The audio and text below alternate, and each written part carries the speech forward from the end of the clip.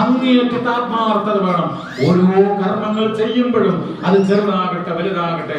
നിങ്ങൾ നോക്കൂ, ഈ റമദാനിൽ പഠിക്കേണ്ടുന്ന ഒരു പാഠം എന്ന് പറയുന്നത് എന്താ? ഏറ്റവും മർമ്മപ്രധാനമായിട്ടുള്ള ഒരു പാഠം എന്ന് പറയുന്നത് 5 നേരത്തെ നമസ്കാരം കൃത്യമായി അനുഷ്ഠിക്കാനുള്ള ഒരു മനസ്സ്, അതിന് നമ്മൾ പാകപ്പെടണം പ്രിയമുള്ളവരെ. പലപ്പോഴും ആളുകളുടെ സ്വഭാവം എന്താ?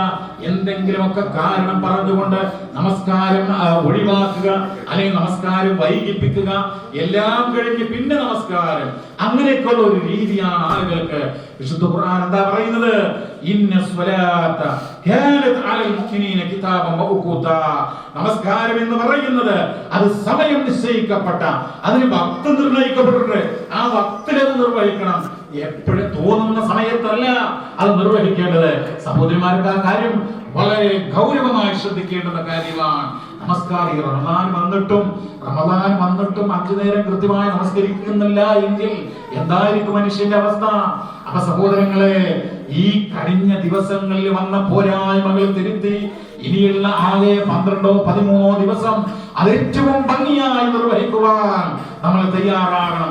ഫർദ് നമസ്കാരങ്ങൾ കൃത്യമായി നിർവഹിക്കുക മാത്രമല്ല, ജമാഅത്തായി നിർവഹിക്കാൻ പരമാവധി നമ്മുടെ ഭാഗത്ത് ശ്രമം ഉണ്ടാകണം. എന്ന് മാത്രമല്ല, സുന്നത്തായ നമസ്കാരങ്ങൾ, റവാത്തിബ് സുന്നത്തുകളുണ്ട്, മറ്റുള്ള സ്ഥിരപ്പെട്ട സുന്നത്തുകളുണ്ട്. അവ നിർവഹിക്കുവാൻ നമ്മുടെ ഭാഗത്തുനിന്ന് ആത്മാർത്ഥമായിട്ടുള്ള പരിശ്രമം ഉണ്ടാകണം. നമസ്കരിക്കുക എന്ന് പറഞ്ഞാൽ ഒരു ഭാരമായി നിങ്ങൾക്ക് തോന്നുന്നുണ്ടോ? എങ്കിൽ നമ്മുടെ മനസ്സിൽ കപടതയുണ്ട് എന്നാണ് അതിനർത്ഥം. നിഫാഖുള്ള ആളുകൾക്ക് മാത്രമാണ് നമസ്കാരം ഒരു ഭാരമായി തോന്നുക എന്ന് പരിശുദ്ധ ഖുർആൻ വളരെ വ്യക്തമായി കൊണ്ട് പറയുന്നുണ്ട്. അതുകൊണ്ട് ഫർദ് നമസ്കാരം മാത്രമല്ല, സുന്നത്തായ നമസ്കാരങ്ങളും നമ്മൾ ഗൗരവമായി ശ്രദ്ധിക്കണം. കാരണം എന്താ? നിങ്ങൾക്ക് ഫർദ് നമസ്കരിക്കുമ്പോ എന്തെല്ലാം ചിന്തകൾ നമ്മളെ പിടികൂടുന്നു, എന്തെല്ലാം അബദ്ധങ്ങൾ അതിലുണ്ടാകുന്നു, എങ്ങനെയാണ് ആ അബദ്ധങ്ങൾ പരിഹരിക്കപ്പെടുക? സുന്നത്തായ നമസ്കാരങ്ങൾ കൊണ്ടാണ്. സഹോദരങ്ങളെ, അതുപോലെ തന്നെ ഇത് ഖുർആനിന്റെ മാസമല്ലേ? ഖുർആനുമായി എന്ത് ഒരു ബന്ധമാണ് നമ്മൾ സൃഷ്ടിച്ചിട്ടുള്ളത് എന്ന് ചിന്തിക്കുക. ഖുർആനിൽ നിന്ന് പാരായണം ചെയ്യാൻ, അതിനെക്കുറിച്ച് ആലോചിക്കുവാൻ ഞാൻ ലളിതമായ ഒരു കാര്യം പറയട്ടെ.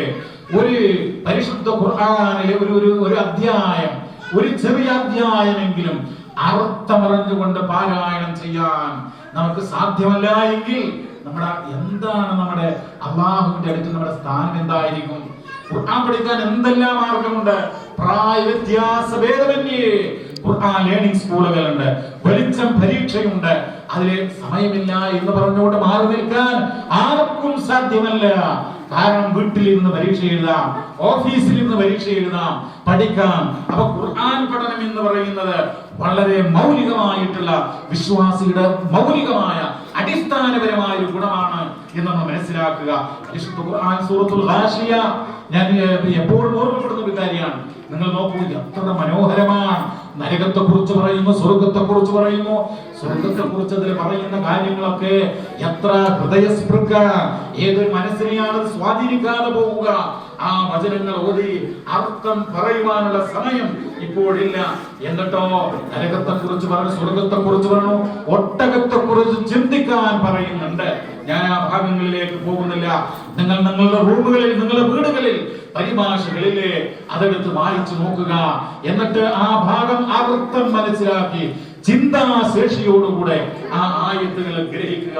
സഹോദരങ്ങളെ, റമദാൻ കഴിയാനായി നിങ്ങൾ തൗബ ചെയ്യുന്നുണ്ടോ? തൗബ ചെയ്തിട്ടുണ്ടോ? അല്ലാഹുവിലേക്ക് ഇസ്തിഗ്ഫാർ നടത്തിയിട്ടുണ്ടോ? പാപമോചന പ്രാർത്ഥനകൾ നിർവഹിച്ചിട്ടുണ്ടോ? ഈ മാസം എന്ന് പറയുന്നത് തൗബയുടെ മാസമല്ലേ? ഇസ്തിഗ്ഫാറിന്റെ മാസമല്ലേ?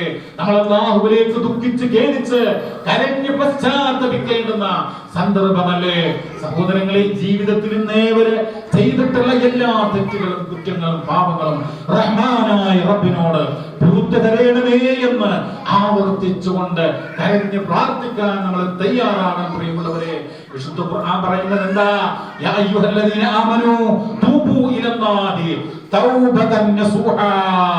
ആത്മാർത്ഥമായി കൊണ്ട്, കലർപ്പില്ലാത്ത, കളങ്കമില്ലാത്ത, നിഷ്കപടമായിട്ടുള്ള തൗബ ചെയ്യാനാണ് പറയുന്നത്. കലർപ്പ് പാടില്ല, അതിൽ ചെളി പാടില്ല. ആത്മാർത്ഥത